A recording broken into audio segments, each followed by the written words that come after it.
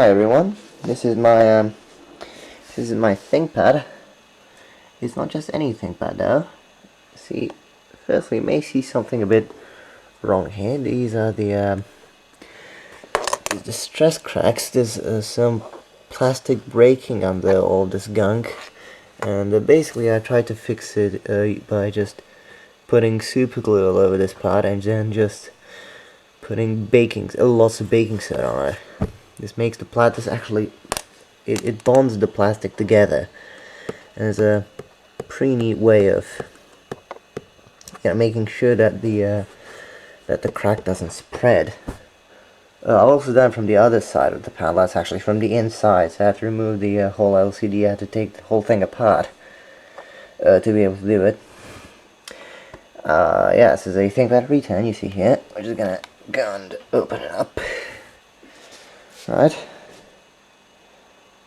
That's the machine. Ooh.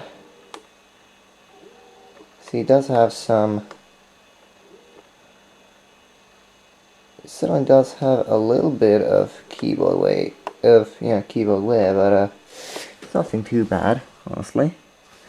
Alright, now let's take a look at the battery here. Let me try and sort of show you how this works, right? So you have this little plastic part right here that's got a little clip here. I push on it and you pull the battery out like this. This is the battery. Yeah, it's nickel metal hydride. I believe that this one in particular should actually be the hang on, I believe this the actual cells using this battery, I think these should be they're not Sanyo cells, they're Toshiba cells. I looked it up, it's model number BTP-X31, that's BTP-X31, and what's funny, just slide back in, and hang on, so there we go, bit of chore to get that little plastic thing back on there, and let's show you something. Here's the power button, right here. It still works. I'm going to show you how it boots up. You had a little beep there. There we go, get down again. And I'm not really sure if you can see it on here, but this is a passive matrix. You definitely can, right? It's a passive matrix panel, so it has a really low refresh rate, and it gets really smeary as well. Unfortunate, but oh well. So you have Windows 98 installed on it in German, because why not? Came from Germany, has a German keyboard layout, so again, why not? And wait for it to boot up.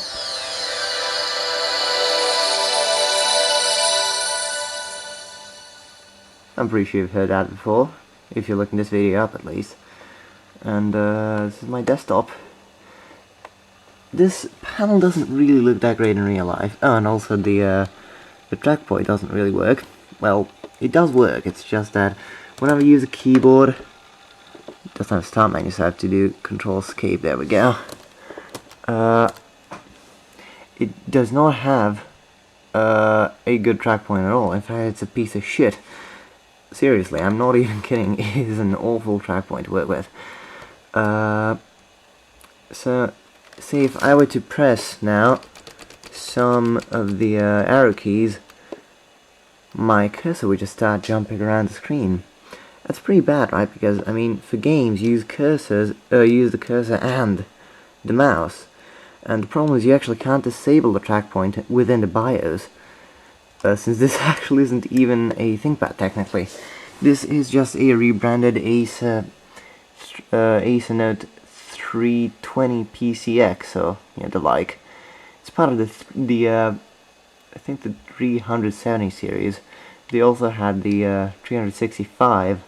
It's pretty similar to that one, but I think that one only came with like a 100 MHz desktop Pentium model. I'm not sure. I'm not, like, none of this is really confirmed. It's just from what I could gather, you know, from all magazines or whatnot, and again, lots of this stuff could be incorrect, or just, you know, whatever. You get what I'm trying to say, right? So yeah, the track point just jumps around, so I took it apart, and I just disconnected the track point flex cable, and now I don't have any internal mount, I don't have any internal, you know, input devices except for the keyboard. I'll actually show it. I'm just gonna Alt Tab to my desktop. Hang on. Yes. It's nice and whatnot. See, it does not, come on, no. Does not have any mice installed. Well, actually it does. You know what? Let me try something. I'm gonna disconnect my... It's already disconnected. I was using this laptop yesterday, so... And I wasn't powering on my desktop PC, so... Let me just... put my trackball, right? Let's see if... Whoops. See if I can just connect it and if it just works. I'd absolutely love that. I don't think that's what's gonna happen, but I'm gonna try it anyway. No way it does! That's nice. It just works. See that? I plug and play, right? Well, not quite, but almost. And here you can just see how bad this panel really is. It's some Hitachi panel. You can find a service manual for these machines online. You can find it only really under the, well, you can find it under IBM's, like, hardware maintenance manual thing. But it is really bad. They don't give you the, like, the actual part numbers for... Well, they give you the part numbers, but they don't give you the model numbers, the actual makes of the display. And that's why I don't recommend you even try and look the IBM ones up. You can, however, pretty easily find the what's it called now? Yeah, the AcerNote, the actual Acer variant of the service manual, which is essentially exactly the same. I mean, again, they're pretty much the exact same machine. It's just that they have a different housing. They have a track point instead of a trackpad. The ThinkPads, I mean. The Acer have a trackpad and don't have a track point, and they also supposedly have a much better keyboard. The Acers, not the ThinkPads, which is quite funny to even think about, but oh well. I mean, IBM cheaped out on these, and they're just not really good. See, if you don't hit the key exactly in the middle, it's just gonna kind of like bind. It's not really gonna... See what I mean? I'm hitting in the middle now. It's perfectly fine. See, it gives me a resistance. That's really not something you want to have in a keyboard switch. Resistance. Right. So now let's showcase some games. Let's try, I don't know, we're gonna play Duke 3D. I'm not actually gonna play anything. Just gonna show you how it looks like, how it runs. I did actually enable the what they call the software, the software MIDI yesterday. It sounds really good.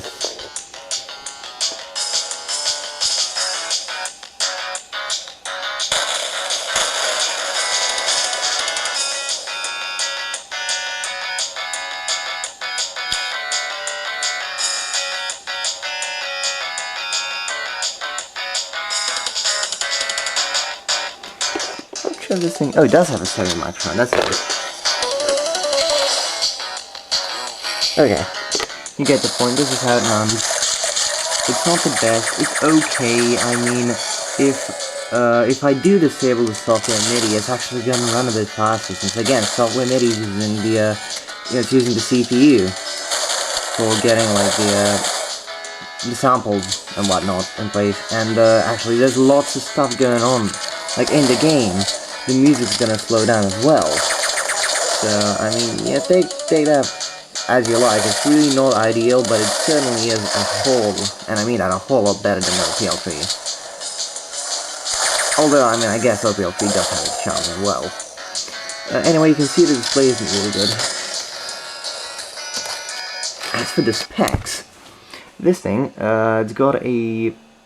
For the CPU, it has a Pentium 133 MHz that runs at 2.9 volts. That's actually a mobile CPU. But I have overclocked it to 166 MHz, and that's quite fun. Again, you have everything in the service manual, you know, how you're supposed to do it, because also you can just replace the CPU with a desktop 166 MHz one if you really want to do, although that is going to run hot, and I'm not really sure how recommended that even is. You know, with thermals in mind or whatnot. Now, RAM, it's got 64 megs of SD RAM, which is quite nice. Actually, yeah, it's still running its original 64 megs, I think. It actually has 16, I believe, stock. No, it came with 32 megs stock, and then somebody added another 32 meg stick in. So, yeah, pretty nice upgrade. These do supposedly support up to 128 megs. I'm not sure, I've never tested it. I do have the sticks, I just don't really... You know what, I'm gonna do it, I'll just put it in the description once I figure out if it's possible or not. That's the RAM. Now, the sound's got a Yamaha OPL, no, it's an OPL3SAX, it's YMF, yeah, that's YMF715. I'm gonna go to the device manager to show you that. I shouldn't even close it. That's the device manager, and see that? That's a Yamaha OPL3SAX sound system, YMF715 chip. Pretty good. Again, it gives you software MIDI as well, but it does give you hardware OPL3, which is really nice if you like those, you know, kind of sounds and whatnot. I personally don't really like them, and my battery's about to run out on the camcorder, so I gotta be quick here. Yeah, GPU chip Syntax CT65550, 1 meg of video RAM, gives you max 1280 by 1024, 256 colors. Pretty good. Not ideal, but you know, still, you can't go higher than that. Now I'm gonna shut the machine off here. You got these are 32-bit PCMCI cards, right? These are PC card, they're 32-bit, right? So they got the gold light contact on the top, and you can use, you know, proper Wi-Fi cards with this. You know, Windows 98 ever supported, which it doesn't, but you know. Also, you could use USB 2.0 cards, which is nice. Anyway, the keyboard sucks. The display does, yeah, it sucks as well. But you know, I guess if they had a bit of a better keyboard here and whatnot, and a better display, they actually did sell active matrix panels as well for these, but they weren't nearly as common. Again, the Acer had a better keyboard. Doesn't have the trackpoint problem because it doesn't have a trackpoint, and the battery still works. It actually started blinking here, but in Windows it was still reporting about 40-45% remaining. So pretty good. I mean, reasonably decent machine. Yeah, except for the hinges starting to crack here. That's a bit unfortunate, but that does appear to be a somewhat common issue. Well, not a somewhat common issue. I've actually read in a forum post in 2006, so you know, it was almost 20 years ago that somebody had this exact same problem. And you know, at that point that machine was about 9 years old, so yeah, plastics aren't really good. And by the way, the Acers don't actually have this issue. I haven't seen one Acer with cracked plastic around the hinges, so clearly they've done something better with the Acers than this one. Other than that, I mean, also the hard drive is a 1.08 gigabyte IBM travel size, the original one that came with this machine. I mean, you know, and, you know, got your 8 time, no, it's actually 10 time, CD-ROM drive, you got your, hang on, let me open the flap here. Right, well, my battery just ran out on the camcorder, And yeah, I mean, I said just, what the fuck, I'll just finish the video. You see, it's connected up to the pretty chunky, not exactly little, you know, fucking hell, you know what I'm trying to say, okay? I just forgot the word, oh my god. The perks of not being a native English speaker. Right, so, yeah, this is my CD-ROM drive. It has a battery, the power button, the flap here that actually I still have. Somehow nobody lost it over time. There's a VGA, hang on, okay.